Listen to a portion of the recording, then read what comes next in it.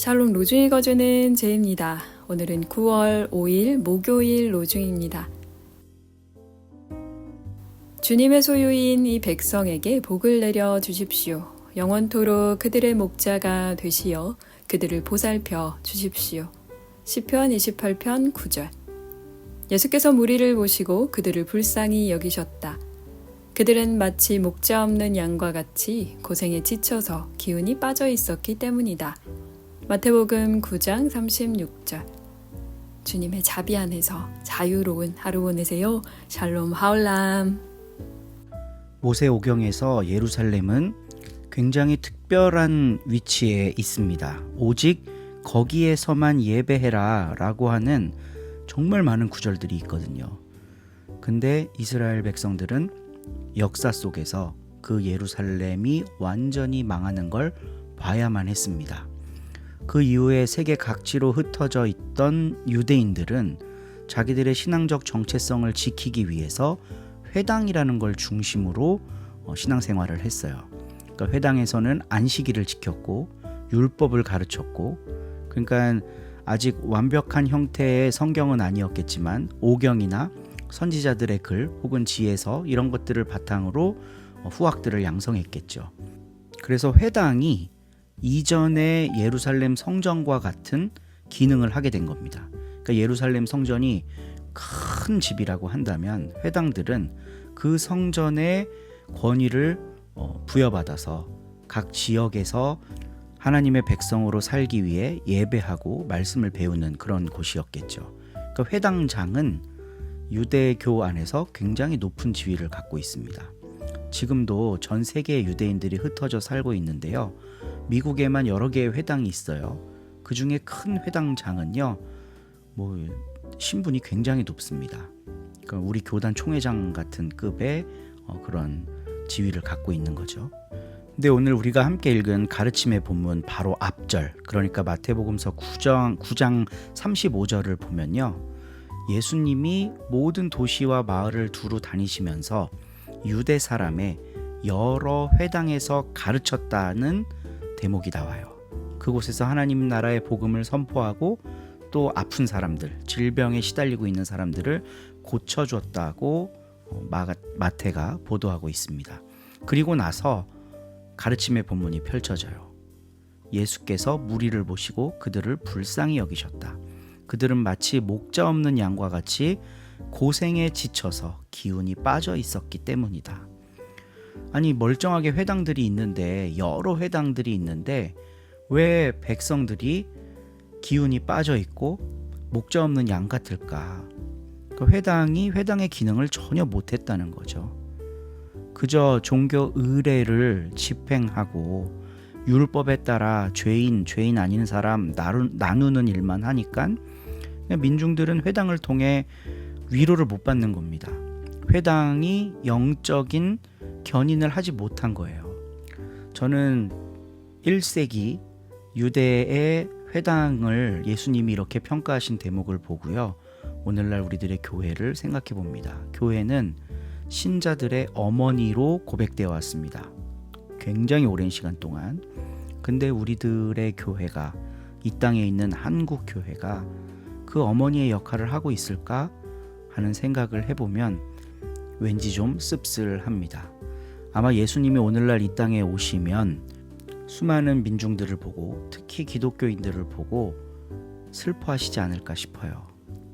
불쌍히 여기고 목자 없는 양과 같이 외롭고 고생에 지쳐서 기운이 빠져 있구나, 이렇게 말씀하실 것 같아요. 회당이 있어도 무쓸모였던 것처럼 교회가 있어도 아무 소용이 없을 수도 있습니다.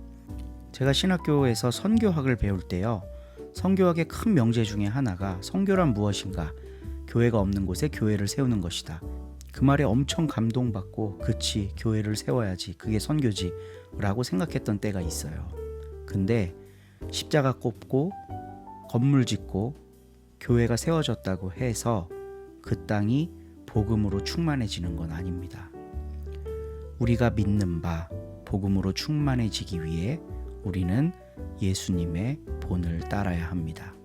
하나님 나라의 복음을 선포하고 가르치고 온갖 질병과 온갖 아픔을 고쳐주셨던 그 예수님의 삶을 조차 살아가는 게 그리스도인입니다. 우리 서로 공동체 모든 식구들 주님 발자취 따라가기를 축복합니다. 좋은 하루 되세요. 12장.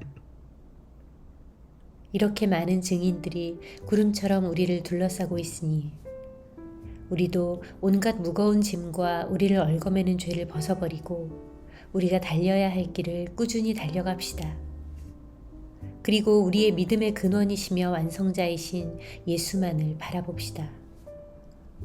그분은 장차 누릴 기쁨을 생각하며 부끄러움도 상관하지 않고 십자가의 고통을 견디어내시고 지금은 하느님의 옥좌 오른편에 앉아 계십니다.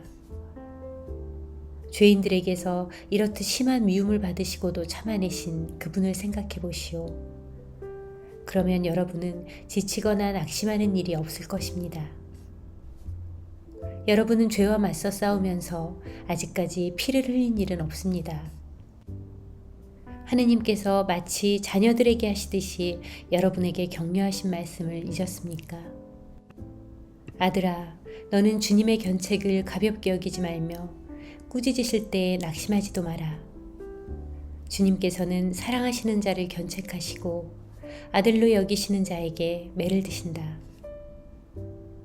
하느님께서 여러분을 견책하신다면 그것은 여러분을 당신의 자녀로 여기고 하시는 것이니 잘 참아내십시오. 자기 아들을 견책하지 않는 아버지가 어디 있겠습니까? 자녀는 누구나 다 아버지의 견책을 받게 마련입니다. 그러므로 여러분이 이런 견책을 받지 못한다면 여러분은 서자이지 참 아들이 아닙니다. 우리를 낳아준 아버지가 견책해도 우리가 그를 존경한다면 영적인 아버지께 복종하여 살아야 한다는 것은 더욱 당연한 일이 아니겠습니까? 우리를 낳아준 아버지는 잠시 동안 자기 판단대로 우리를 견책하지만 하느님께서는 우리에게 이익을 주며 우리를 당신처럼 거룩하게 만드시려고 견책하시는 것입니다. 무슨 견책이든지 그 당장에는 즐겁기보다는 오히려 괴로울 것입니다. 그러나 이러한 견책으로 훈련을 받은 사람은 마침내 평화의 열매를 맺어 올바르게 살아가게 됩니다. 그러므로 여러분은 힘없이 늘어진 손을 쳐들고 쇠약한 무릎을 일으켜 세우십시오. 그리고 바른 길을 걸어가십시오. 그러면 절름거리는 다리도 뒤틀리지 않고 오히려 낫게 될 것입니다. 모든 사람과 화평하게 지내며 거룩한 사람이 되도록 힘쓰시오. 거룩해지지 않으면 아무도 주님을 뵙지 못할 것입니다. 여러분은 하느님의 은총을 받지 못하는 사람이 하나도 나오지 않도록 조심하십시오. 여러분의 공동체 안에 독초가 생겨나 분란을 일으키고 그것 때문에 많은 사람들이 해를 입는 일이 없도록 하십시오. 또 음란한 자나 음식 한 그릇에 장자의 권리를 팔아먹은 에사우 같은 불경스러운 자가 나오지 않도록 하시오. 아시다시피 에사우는 그 후에 자기 아버지의 축복을 받으려고 눈물까지 흘리면서 애원했지만 거절을 당하였습니다. 자기가 저질러 놓은 일을 돌이킬 길이 없었던 것입니다.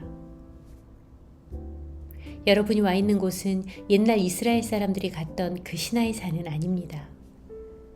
그 산은 손으로 만져볼 수 있고 불이 타오르고 검은 구름과 암흑에 쌓인 채 폭풍이 일고 나팔 소리가 울리고 굉장한 음성이 들려오는 산이었습니다. 그때 그 음성을 들은 사람들은 하느님께 더 이상 말씀하지 마시라고 간청하지 않았습니까? 비록 짐승이라도 이 산에 닿기만 하면 돌에 맞아 죽을 것이다 하신 하느님의 명령이 견딜 수 없이 두려웠던 것입니다. 사실 그 광경이 얼마나 무서웠던지 모세까지도 나는 너무나 무서워서 떨린다 하고 말할 지경이었습니다. 그러나 여러분이 와 있는 곳은 시온산이고 살아계신 하느님의 도성이며 하늘의 예루살렘입니다. 거기에는 수많은 천사들이 있고 잔치가 벌어져 있고 또 하늘에 등록된 장자들의 교회가 있고 만민의 심판자이신 하느님이 계시고 완전히 올바른 사람들의 영혼이 있습니다. 그리고 새로운 계약의 중재자이신 예수가 계시고 아벨의 피보다도 더 큰 힘을 발휘하는 속죄의 피가 있습니다. 여러분에게 말씀해 주시는 분을 거역하지 않도록 조심하십시오. 이 세상에 하느님의 말씀을 선포한 이를 거역한 자들도 형벌을 면하지 못했는데 하물며 하늘에서 말씀하시는 분을 우리가 뿌리친다면 그 형벌을 어떻게 면할 수 있겠습니까? 그때에는 그분의 음성이 땅을 뒤흔들었지만 이번에는 나는 한 번 더 내 음성으로 세상을 뒤흔들겠다. 이번에는 땅뿐 아니라 하늘까지도 뒤흔들겠다 하고 다짐하셨습니다. 이 한 번 더라는 말은 피조물들을 흔들어서 없애버린다는 것을 뜻하며 따라서 흔들리지 않는 것은 그대로 남아있게 하겠다는 뜻입니다. 우리는 흔들리지 않는 나라를 차지했으니 감사를 드립시다. 그리고 하느님께서 기뻐하시도록 경건한 마음과 두려워하는 마음으로 하느님께 예배를 드립시다. 사실 하느님은 태워버리는 불이십니다. 아멘.